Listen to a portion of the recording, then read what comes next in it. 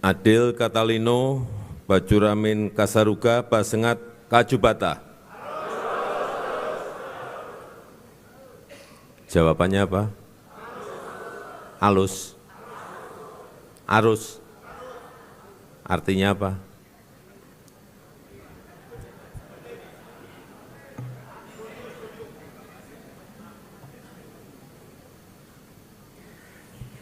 Yang saya hormati para Menteri Kabinet Indonesia Maju, hadir bersama saya Pak Menko PMK, Pak Menteri Sekretaris Negara,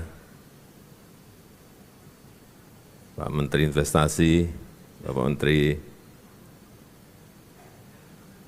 Olahraga, Pemuda dan Olahraga, yang saya hormati senior-senior AMI, Bapak Akbar Tanjung, beserta Ibu, Bapak Anas Urbaningrum,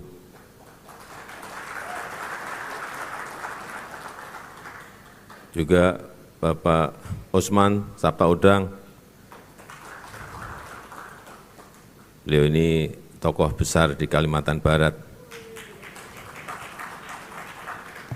Kalau lupa disebut, bahaya. Bisa enggak pulang saya. Yang saya hormati Panglima TNI beserta Kapolri yang juga hadir pada malam hari ini, seluruh Forkompinda Provinsi Kalimantan Barat, Gubernur Provinsi Kalimantan Barat, yang saya hormati Ketua Umum PPAMI Adinda Raihan Aryatama, juga Ketua Umum Kohati dari Umiroh Fauziah, dan seluruh jajaran pengurus pusat dan daerah HMI serta Kohati se-Indonesia yang hadir pada malam hari ini, seluruh tokoh masyarakat, tokoh agama yang saya hormati, hadirin dan undangan yang berbahagia.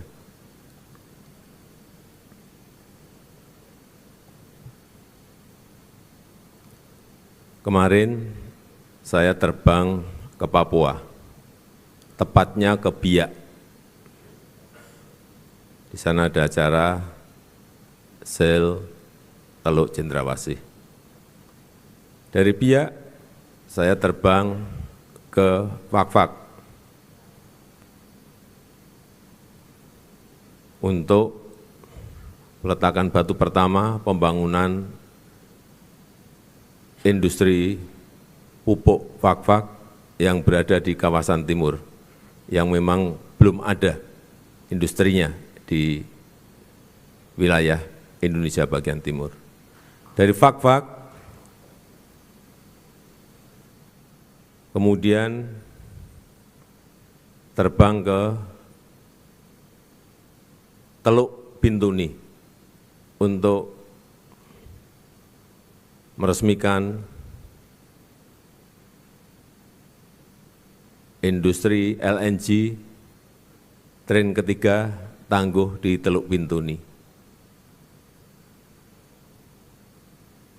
Dan dari Teluk Bintuni, ini pakai heli, balik lagi ke Kabupaten Fakfak, kemudian terbang ke Kabupaten Sorong untuk juga peletakan batu pertama rumah sakit Muhammadiyah yang berada di Sorong. Dari Sorong, sore tadi saya terbang ke Kalimantan Barat untuk memenuhi undangan HMI dan Kohati.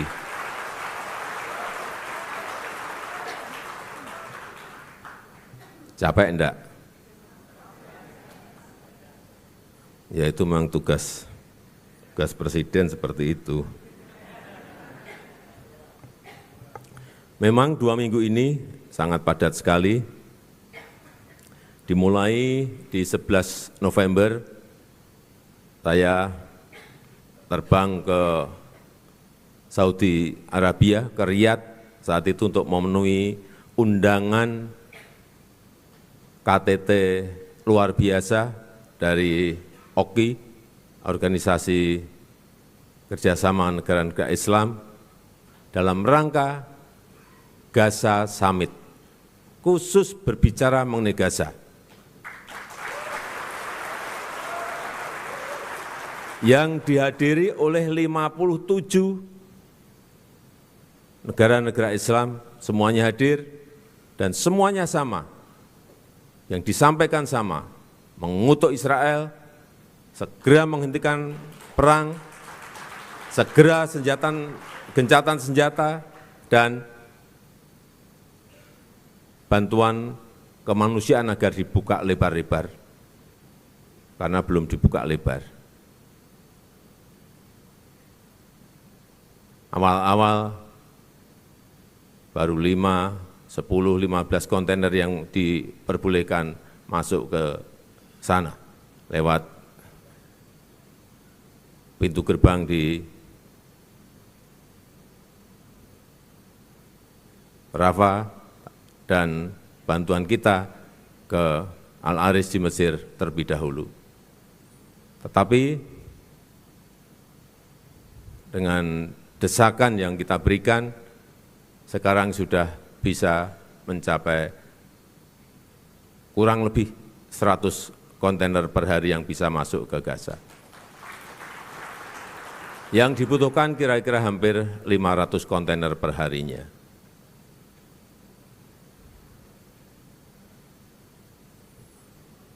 Dari Gaza Summit yang di Saudi Arabia, kita terpilih dari 5 negara untuk menyelesaikan urusan yang berkaitan dengan Gaza ini. Indonesia dari 57 negara tadi, Mesir, Saudi Arabia, Nigeria, dan Jordania. Dan saya juga menyampaikan secara khusus langsung ke Presiden Joe Biden mengenai hasil-hasil yang ada di KTT di Riyadh tadi. Saya sampaikan apa adanya. Ini. Karena memang kuncinya ada di sana.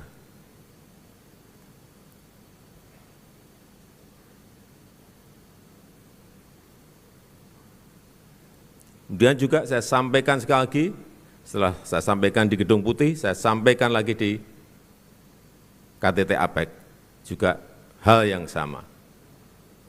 Supaya semuanya mendengar betapa penderitaan di Gaza ini sebuah penderitaan yang luar biasa kalau kita baca hampir setiap hari berita-berita yang ada. Yang meninggal sudah lebih dari 15.000. 60% adalah wanita dan anak-anak yang tidak tahu apa-apa. Inilah perang yang kadang-kadang kita kalau berpikir dalam dunia yang sangat modern seperti ini, masih ada perang. Di Ukraina, tambah lagi di Gaza. Inilah situasi geopolitik yang kita hadapi pada saat awal-awal perang di Ukraina. Kita tenang-tenang, karena merasa perangnya di negara yang sangat jauh dari kita. Tetapi ternyata perang di sana juga berdampak kepada kita. dampaknya adalah harga gandum naik, harga pupuk naik, karena ternyata bahan pupuk yang kita produksi di Indonesia, bahan bakunya berasal dari Ukraina dan Rusia. Gandum, 11 juta ton gandum yang kita impor, 30% itu berasal dari Ukraina dan dari Rusia. Saat saya bertemu dengan Presiden Zelensky, Presiden Zelensky menyampaikan stok gandum yang ada di Ukraina ada 77 juta ton, berhenti dan tidak bisa keluar kemana-mana. Artinya negara-negara yang membutuhkan gandum itu menjadi tidak ada. Ketemu Presiden Putin menyampaikan hal yang sama. Presiden Jokowi, di Rusia sekarang ini ada stok kurang lebih 130 juta ton, berhenti dan tidak bisa dikirim ke negara lain yang biasanya membutuhkan. Artinya total sudah 207 juta ton gandum yang tidak bisa keluar dari Ukraina dan Rusia. Betapa kelihatannya perangnya di sana, tapi semua negara merasakan karena harga gandum naik, harga pupuk naik karena akibat perang. Yang kita juga tidak tahu di Gaza, kalau perangnya ini tidak segera berhenti, imbasnya bisa ke seluruh negara di dunia. Yang kita takutkan, perangnya kalau melebar, bukan hanya Israel dan Palestina, tapi nanti dengan Hizbullah berarti di Lebanon, dengan Houthi nanti di Yaman, dengan ISIS di Syria, tambah lagi dengan Iran. Problemnya adalah bukan perangnya di sana, tapi harga minyak akan naik. Kalau naiknya hanya 1% enggak apa-apa. Kalau perang itu betul-betul melebar, kita enggak tahu harga minyak akan sampai jatuh di harga berapa. Kalau harga minyak naik, artinya seluruh harga barang-barang juga akan ikut naik.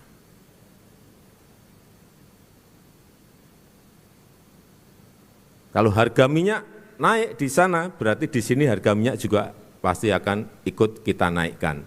Dan biasanya HMI pasti demo.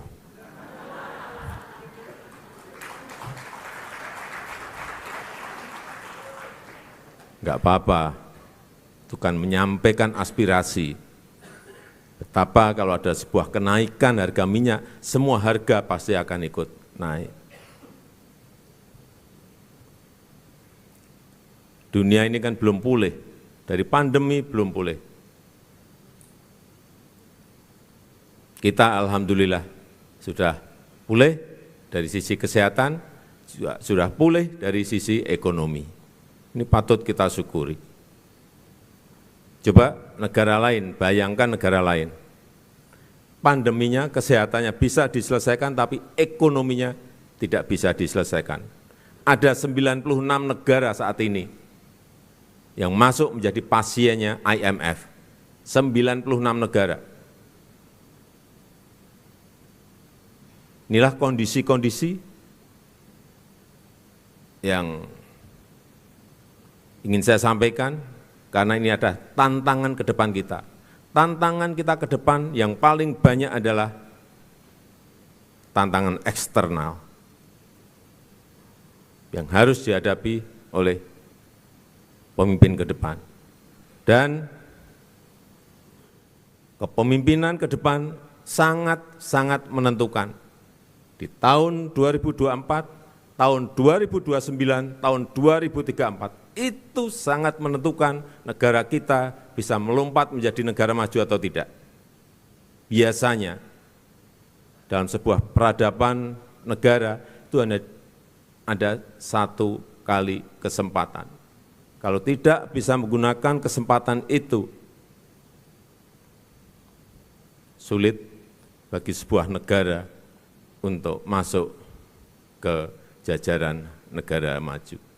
Peluang kita ada, kesempatan kita ada, opportunity-nya ada, tapi juga tantangannya sangat banyak.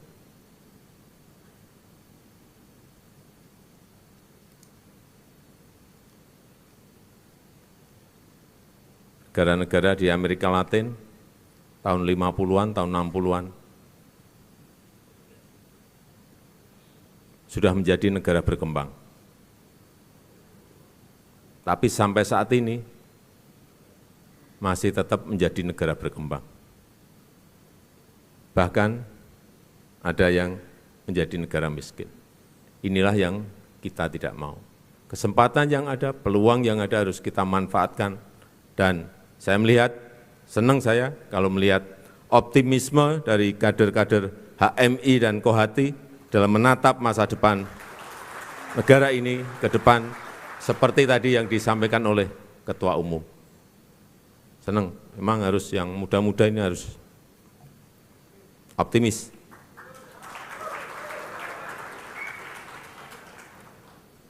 Ada tantangan, kita ketahui, tapi tidak usah pesimis, tidak usah takut, tidak usah khawatir. Optimisme perlu, tetapi juga memang perlu realistis.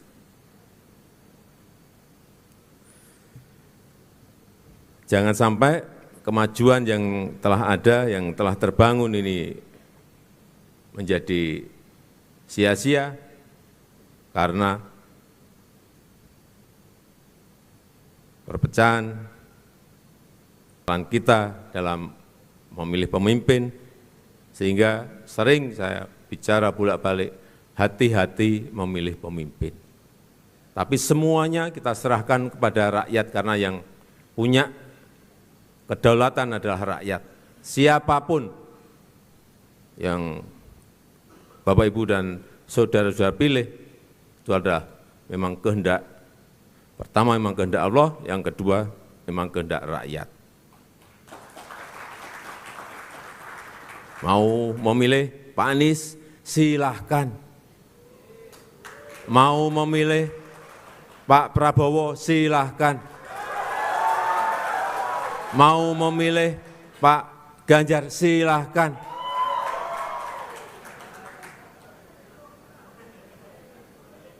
Karena asal jangan memilih Pak Bahlil.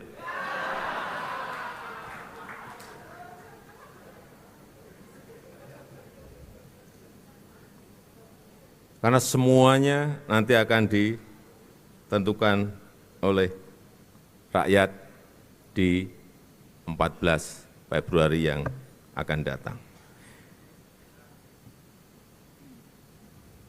Oleh sebab itu, sekali lagi saya berharap HMI dapat selalu aktif mengawal perjalanan sejarah Indonesia, menjaga persatuan dan perdamaian bangsa menuju Indonesia maju yang kita cita-citakan.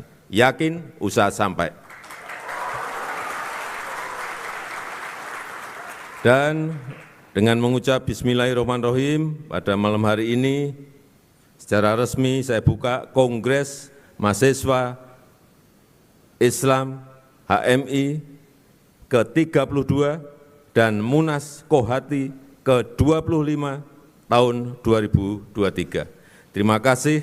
Wassalamualaikum warahmatullahi wabarakatuh.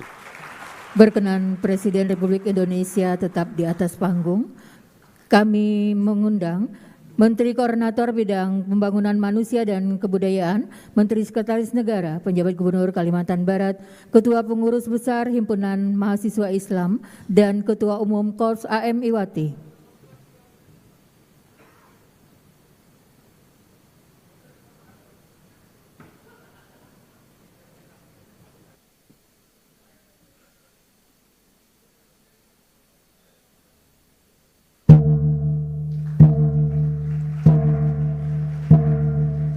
Dengan demikian, maka Kongres Himpunan Mahasiswa Islam ke-32 dan Musyawarah Nasional Korps HMI Wati ke-25 telah resmi dibuka oleh Presiden Republik Indonesia.